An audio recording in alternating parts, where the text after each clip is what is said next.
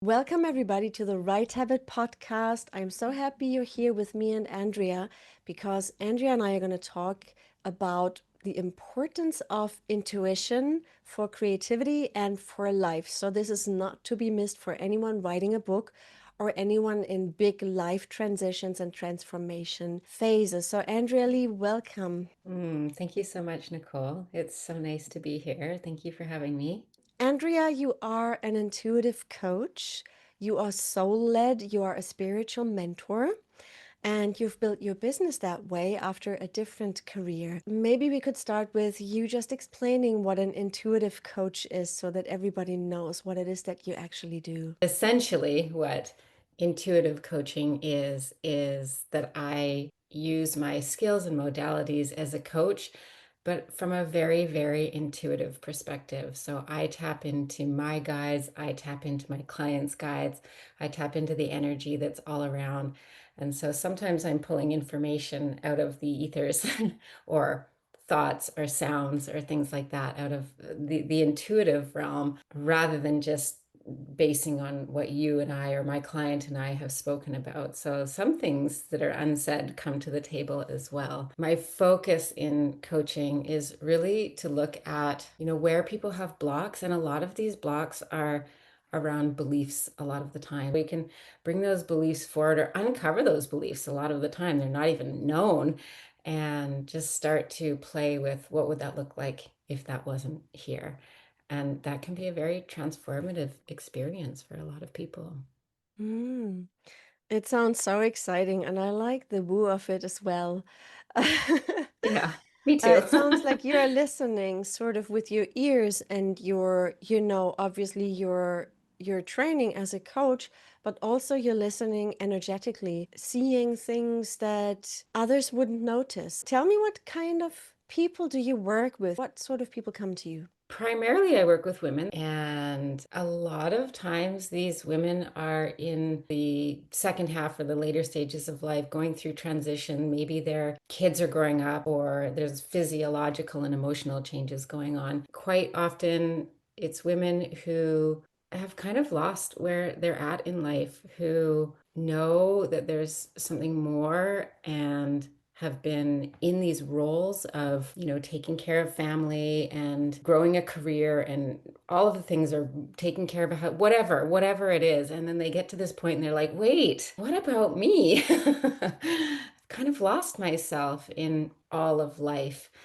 And I think that's a really beautiful place. It's a really uncomfortable place, but it's also a really beautiful place because we get to really dig into, the conditioning of why we've been doing what we've been doing and what's gotten lost under all of that. Because quite often there's a whole beautiful essence under there that is like, we know it's there, but it hasn't had a chance to come out. Yeah, I feel like you're coaching people like me. And interestingly, I do feel there's an overlap because I also coach a lot of women at different ages and also some men, but a lot of them are overworked women, maybe going on towards perimenopause. Some still have young kids, especially if you're, academic professor, your kids might have come a bit later. Mhm. Maybe you are also taking care of parents already. So this is a spot where the whole idea of this is how my life will work out and this is how my career is going to be doesn't really fit anymore. It doesn't work out. You just find yourself stressed out, burned out, and starting to wonder, can I do it differently? Because this is not how I want to spend the second half of my life.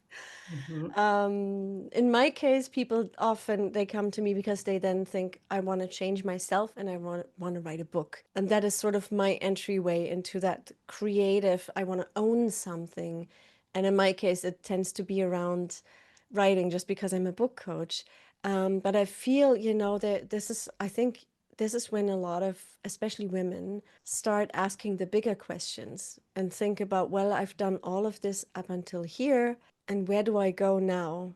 And what can I tap into to make it exciting again and joyful? Because that just gets lost. What does a session with you feel like? Is it like a psychic medium? Do you have a crystal ball? What is going on?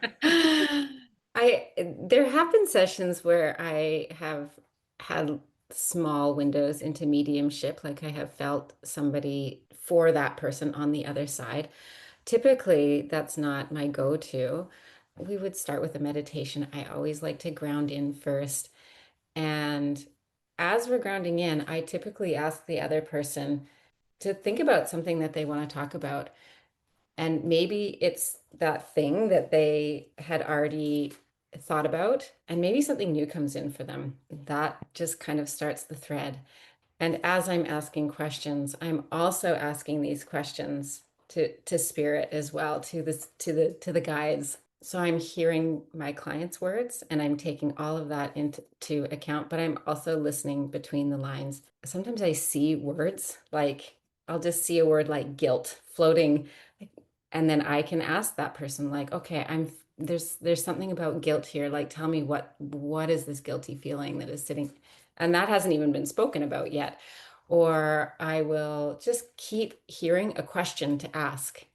And so it comes to me in visuals, it comes to me in audio, and sometimes we end up what feels like way off topic. Somebody might come to me and say, I really want to talk about my career. I'm really curious about that. Like, can we unpack that a little bit?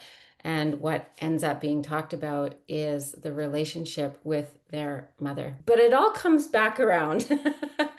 It's like what's underneath the surface. And I think this has been something that has always been really present for me all of my life is what's underneath that. Like, yes, okay, your stomach hurts. What's underneath that? Okay, what's underneath the reason why your stomach hurts? Like, let's keep digging back Mm. further because it's never what's on the surface. What is then the next step? Quite often when we hit something, like I said earlier, it's a belief. It's like the belief that I'm not smart enough or that I'm unlovable or whatever that core belief is. I'm not sure if you know the work of Byron Katie. Have you heard of I Byron do. Katie? Yeah. Yeah. So Byron Katie has it's 4 questions. And I do use these sometimes because it's very powerful. When we hit the belief, it's first of all, is that true? Like, can you really sit there and say that that belief is true? And then how does it feel to think that thought? Because quite often that belief is not one that is self-serving. And so like, oh, that feels really yucky to, Mm. to think that thought. And then what would you be without that thought? And then there's a world of possibility there. There's a huge world of possibility. And so there's an opportunity to kind of reverse or turn the thought around. And when we can dive into that space of like, what would life be like without that thought? Then we really start to move into this place of expansion. And this is where I find the authenticity of people really come out. Because if I were able to sit in that space of I am smart, I'm really smart. And if I was really smart, here's all of the things which are really often all of our dreams. All of our dreams are sitting on the outside edges of this belief that is keeping us small and holding us back. And because those dreams are soul led, they're heart led, they're really this like beautiful place of flourishing, that energy alone can help to kind of break that belief. Oh, I just love that. Actually, when you were talking about Byron Katie and the work, the 4 questions to reframe your Mhm. limitations, this is exactly the module in the 90-day accelerator this week. Oh my That gosh. people are getting. And earlier today, I was just driving the kids to school, and it's frantic and hectic. And I was just wondering what made me change my life, getting out of academia, starting to become a book coach. And I remember the thing that made me do it or that gave me the strength was what else could I do that really lights me up if I wasn't so stuck in this? Yeah. And that is what moved me forward. So it's really interesting that you say exactly that right now. Yeah. I Yeah, think the spirits are already talking they are. in some weird ways. Especially as I'm going to say in the stages of perimenopause, which is a lot of who my clients are, there's this sense of overwhelm. And so that answering the question of like, who would I be underneath all of this? Who would I be without this thought? Who would I be? It's not even available. And so I have developed this new process that I call the Sacred Audit, which is we take three areas of life and we really audit them and make it so, so simple to realize that if I just did this one thing, like here's Mhm. all the things that are not working, and that feels like, oh God, I can't fix all 10 of those things. But if we could just focus down to one thing and start doing one thing differently, that it would affect all these other nine areas of my life. Mhm. What would be a typical area that you would look at? I do this in three phases. So the first phase, we look at the foundations of life. And so the foundations of life could include anything like career, relationship, family, health, wealth, all of those kind of things that we would typically like say makes up our life. And we audit those down to see like, okay, maybe wealth is not working and maybe relationship is not working and maybe my personal growth is not working. And so we can look at all of those things and say, if I just focused on this one thing, and of course, this is all done through process. If I just focused on, I'm really, really, really unhappy in my career and I can't quit my job because that money is dependent, or my family is dependent on that money. But I really, really, really want to start exploring these other areas of life. So even just that fine tuning of saying like, okay, I'm going to take a course in the evening to maybe just start to dip my toe in a different direction of where I want to go. There, they become happier, their relationship becomes better, their patience starts to level out, their parenting improves. There's now a new area of income that could come in potentially. And so we can start to hone in on just one little area within the foundations of life. The second phase, we do the same thing, but it's on values. So we look at the value system, which could be anything from integrity, authenticity, creativity, all of the values that we feel are important to us. We do the same kind of thing. We audit it all down. What's working? What's not working? Where can we focus our attention?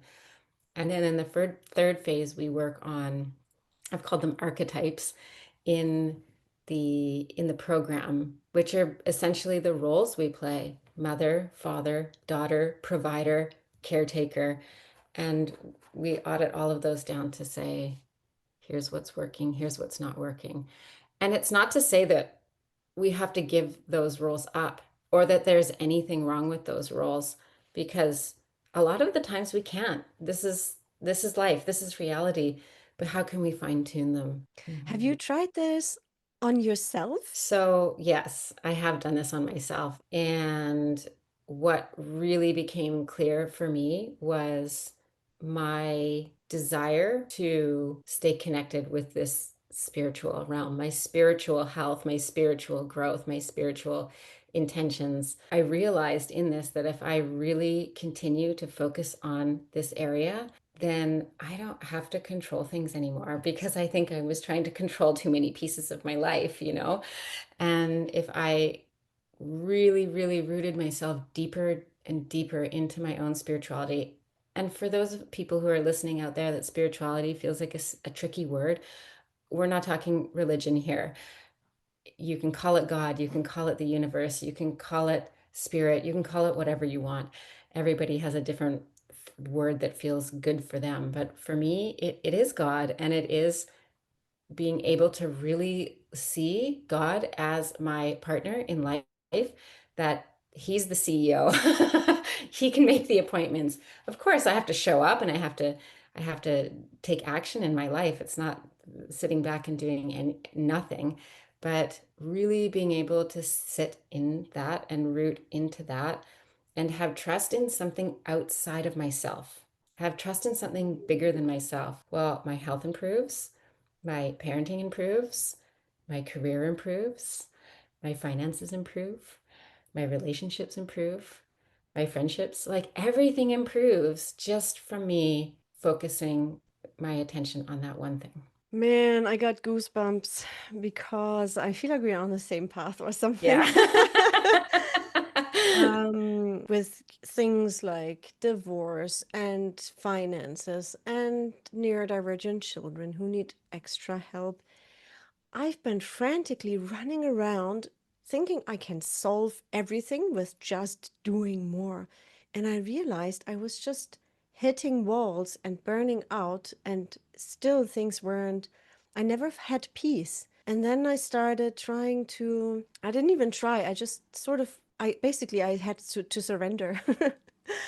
At some point, you just, everything you've tried, it's not working. So there's a moment where you just need to surrender and understand you're in the fog. You don't know what's going to happen. Maybe you Mhm. don't even have to control it all.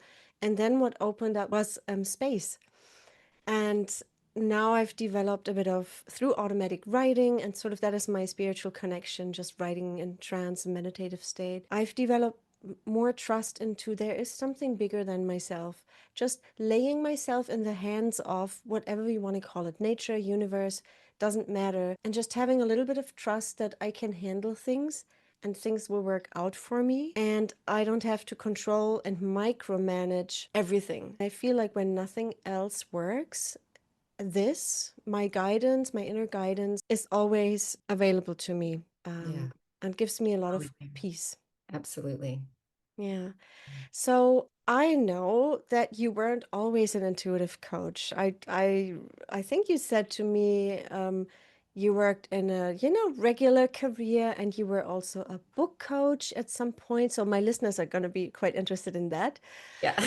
I wonder what did lead you to become a book coach, and then what led you to move into this very intuitive coaching? Sort of just like give me a bit of that transformation that happened for you. I grew up with this mentality of like, get a good job, get a pension, climb the ladder, do the things, like just get into a company and climb your way all the way to the top. That was kind of the mentality in my upbringing. And so that's the direction that I took. And there came a point in that where I would find that after about 2 years at a job, I was like, oh, this isn't working. I mean, I could stay here, I could keep climbing the ladder, but I'm really, really not happy.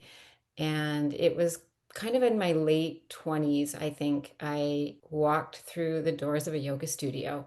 Never having been to yoga before, I was focused on the gym. I didn't think I needed yoga. I didn't think I wanted yoga. I wasn't flexible, but there was something, that intuitive sense that's just like, go, just try. And I went and it was terrible. I had to muscle my way through the class, which is very representative of the way I was trying to do life. I was trying to muscle my way through life, right? But after a while, I came to this point in yoga where I just felt this surrender come over me. And all of a sudden, it's like I wasn't moving my body was moving me. And oh, it brought so much emotion to the surface because there was a sense of liberation in that, and I was like, oh, oh, there's something more. Like that was kind of the entry point to like, okay, what's this? Mhm. There's something more out there. And from that point, I kind of started diving more into the healing arts. So I started studying holistic nutrition, I studied Reiki, I did my yoga teacher training. I bought a yoga studio. I did all of those things.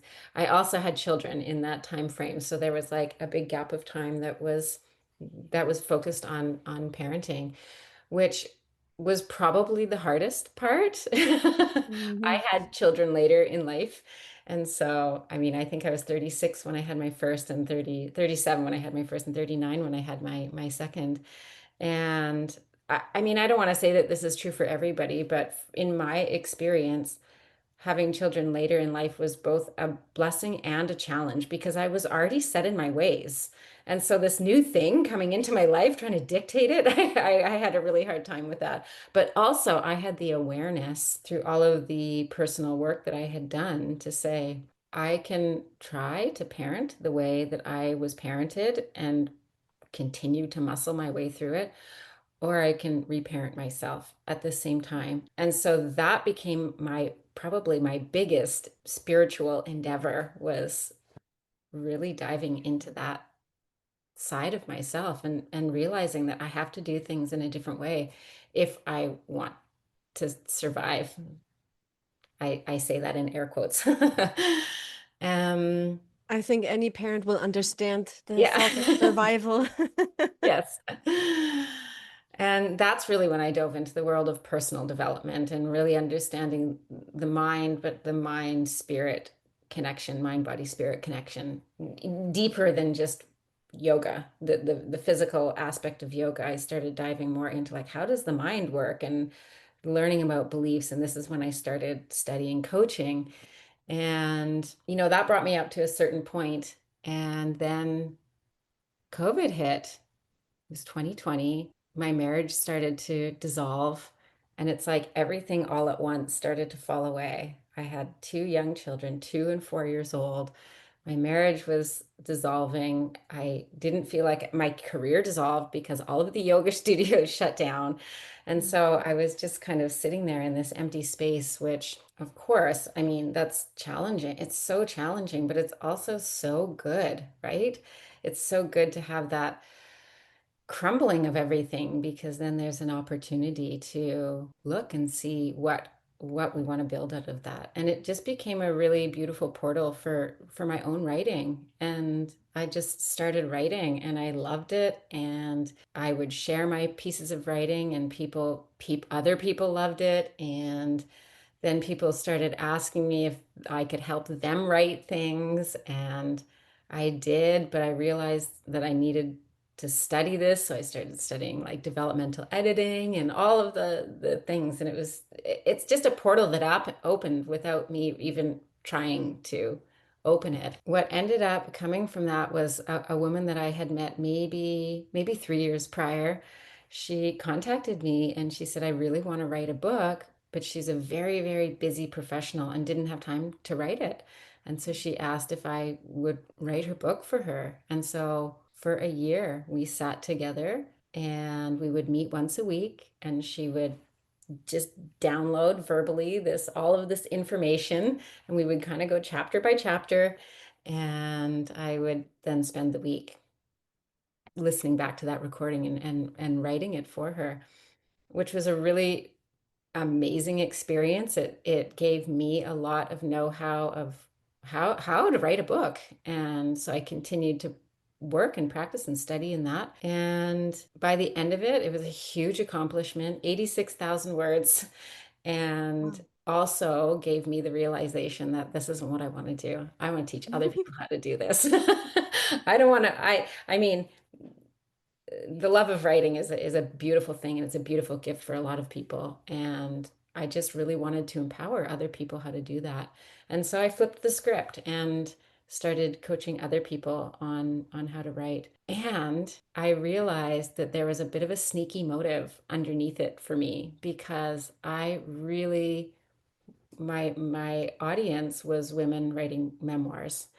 And the sneaky motive underneath it for me was this coach that wanted to come out, not just a book coach, but like I wanted them to be able to learn from their stories as they were writing their stories instead of being stuck in the story. And while that happens naturally, I think it just gave me this realization of like, this doesn't necessarily have to happen through a book. Like we can just rip the mask of book coach off and just say like, hey, let's transform your life coach kind of thing. And so that's when I Mhm. shifted more into this intuitive coaching and intuitive realm. And Ah, totally resonates. We had children at a similar age, you and I.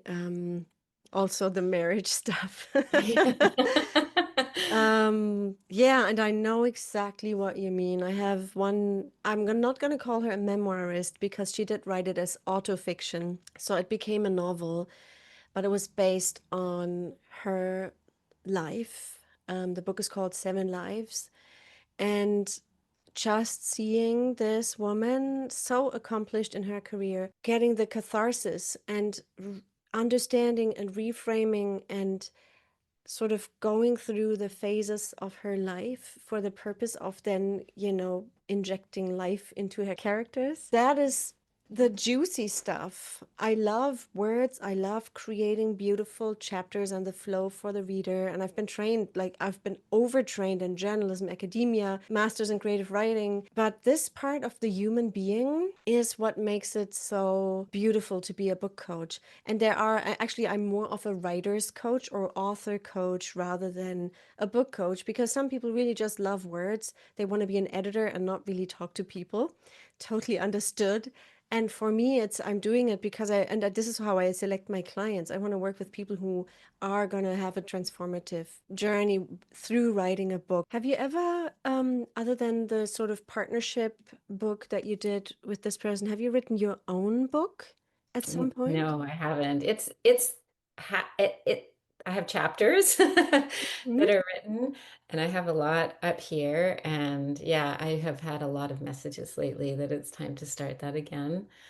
Yeah, I think there was a different phase of life that had to happen first because when I first started writing it, it was really about this period of going through divorce and having children and how that really encouraged me to dive into my personal and spiritual growth.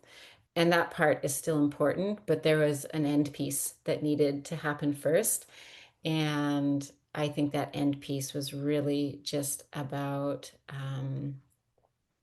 and it happened through experience. It happened through, yeah, one main experience, but different experiences as well of what really diving into, yeah, my worth, my own personal worth, that I didn't see that. I didn't see it the same way that I see it now, even 3 years ago. And so there's really been a huge shift that has happened that feels like, okay, there's a conclusion now.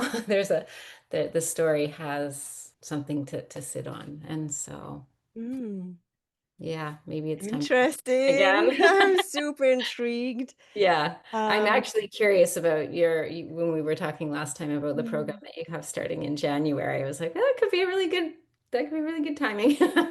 We can talk some more. There's Yeah. definitely stuff coming. You know, this is around the time when people are thinking about, well, what would be the theme of 2026? Because Mhm. it's November. You're not yet in the Christmas stress period Yeah. and the, January hustle, but you are just in this, moving towards that. And I've been in the last week or so actually just thinking about my Black Friday offer, but then I thought, what if Black Friday was really the doorway to what happens in 2026? So rather than selling a quick course for like half price that that's just been sitting around on the shelf, what if I could really tune into what I want to do in 2026? And then, you can see I'm smiling now and because I started thinking, well, there's this whole year I could really shape something. So I don't know if that's what you do around this time of year, but I'm certainly thinking about this book that I'm writing. I'm thinking about the programs and how to empower others and who to focus on as well.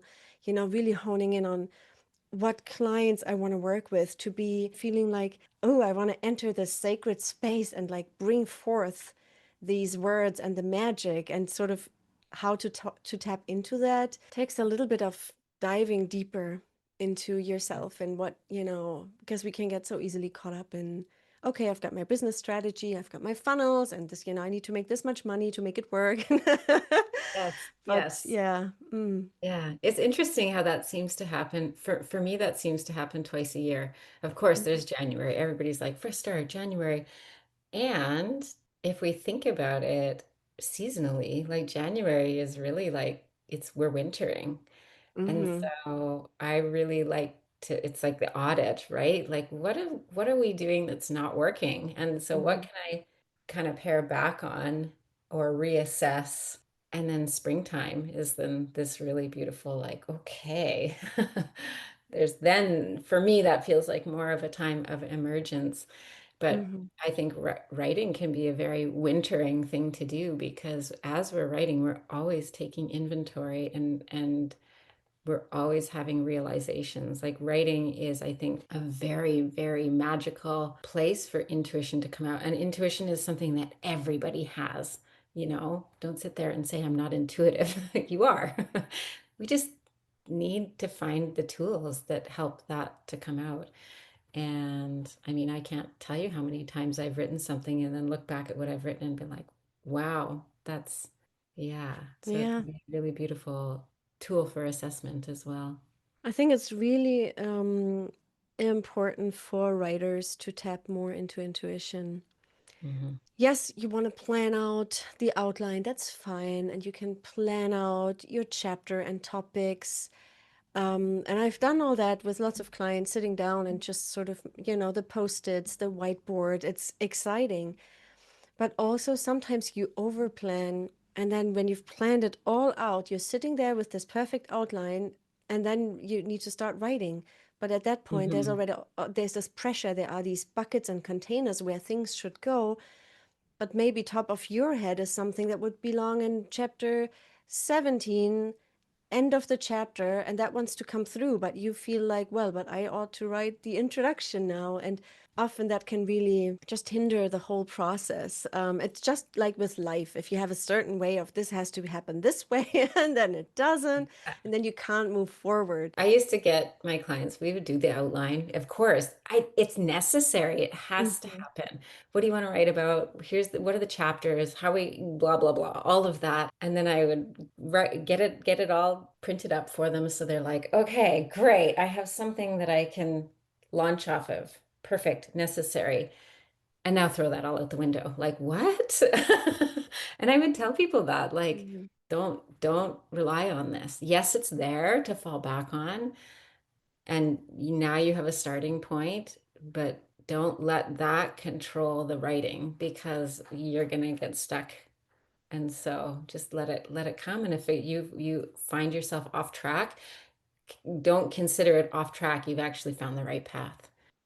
I think when you make an outline or you write down the idea and themes, it gives you a sense of, it's great to have a brain dump always, but also it gives you a Hmm. sense of security. You feel like, Hmm. okay, I know where the path is going. And then it's really hard to not fixate on that.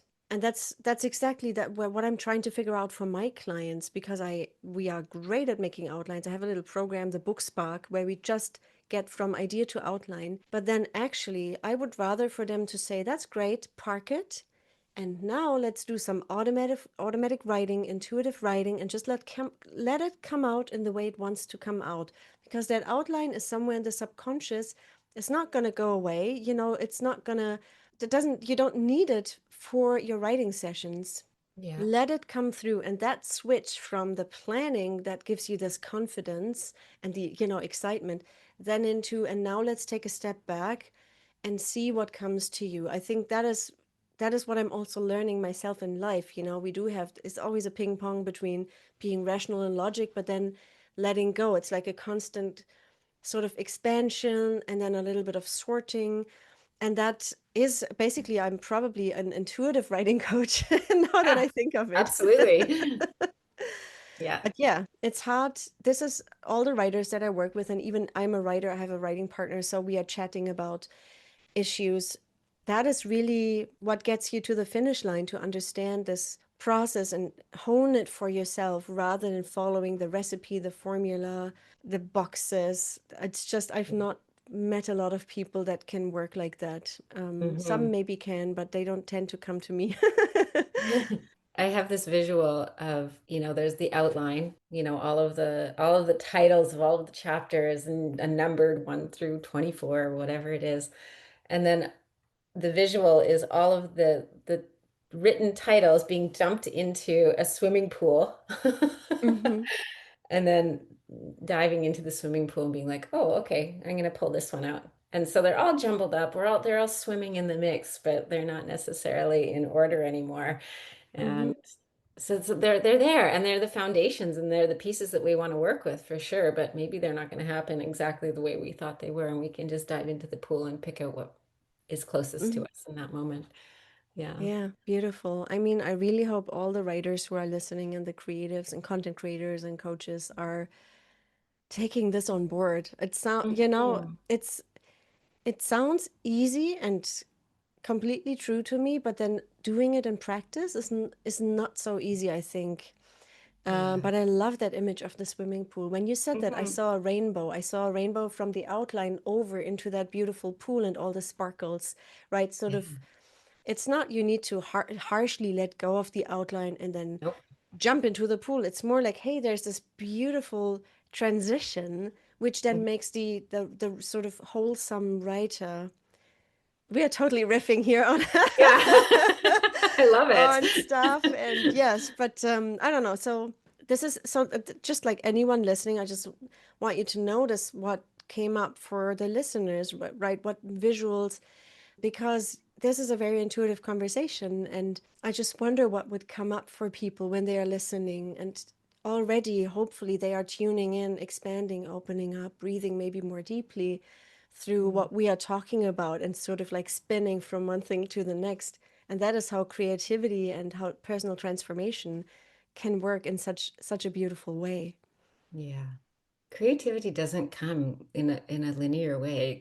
Creativity is it's the gold that comes out of the mess. And I think that's a really important thing to remember. If we try to control creativity, it's not creativity anymore. We're no longer creating.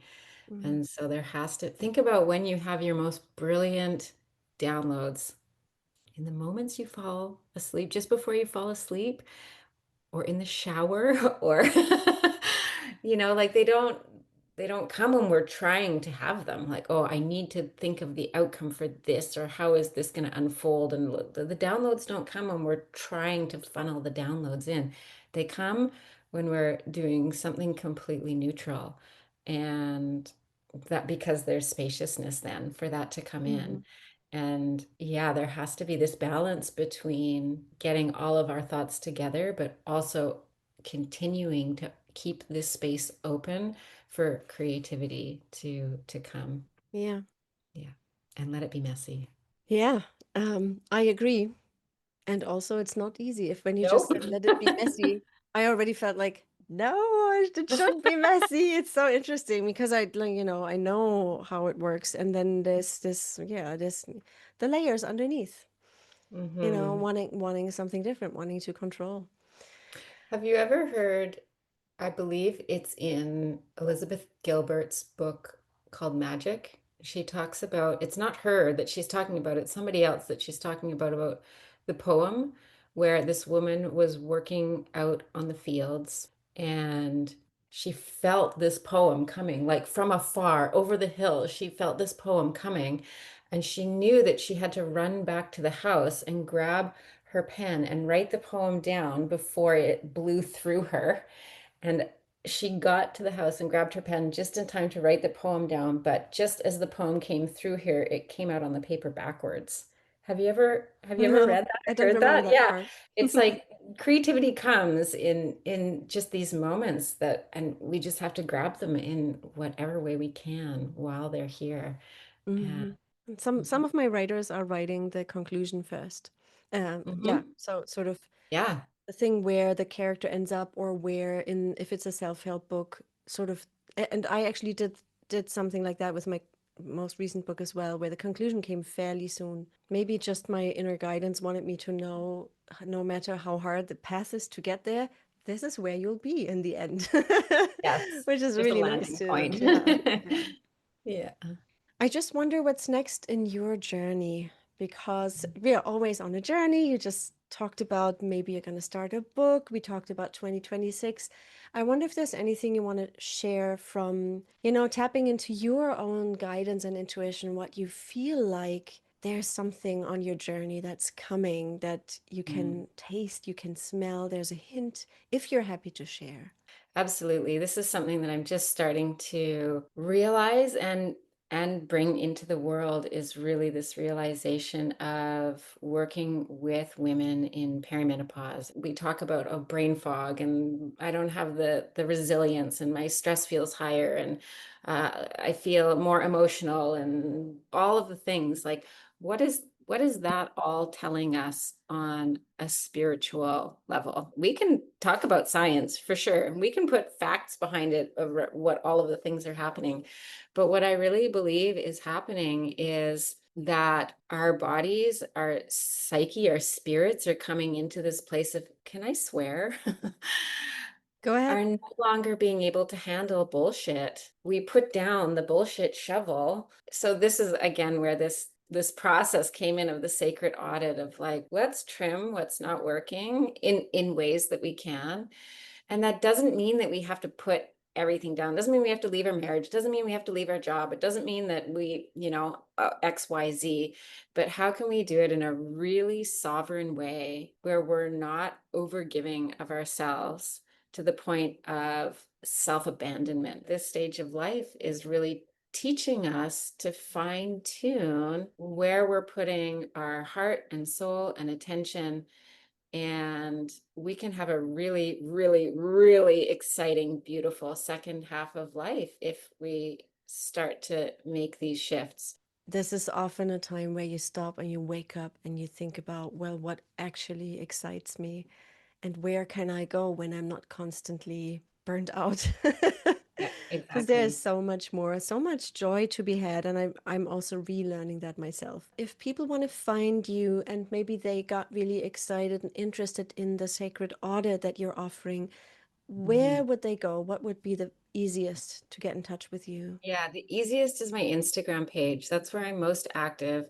It's I am Andrea Leigh. All of my links are there. That would be the best place. Awesome. So we'll link that in the show notes for anybody wanting to go deeper into their intuition. And I think actually all the writers listening, all the authors, this would be just brilliant because it's not just going to transform your life, just in quotation marks, but it will really also open up the space if you're finishing a book or Mhm. an article or things like that. All of this becomes so much easier when you know what your purpose, your mission, what lights you up. When you know all these things and you explore yourself deeper, those things will flow and they will Yeah, be joyful and easy. And that's basically what we all want, right or not. yeah. The spaciousness. Yeah. Yeah. Thank Mhm. you, Andrea. It has Mm. been just so, I don't know, I want to say soul feeding in a really good way. Total alignment in I think what we feel is important in life and in a creative life as well. So I'm so happy to bring this to my audience, and I hope they will all check out the Sacred Audit and all your offerings, especially for the new year for 2026. And yes, thank you so much for your time that you've given me today. Thank you so much for having me. I was going to say nourishing as well, like soul feeding. This has been such a nourishing conversation, and I just love this connection that has begun between you and I over the internet. And it's beautiful, and I really do see how aligned you and I in so many ways and on the same life path. So thank you for this connection, and thank you for this opportunity.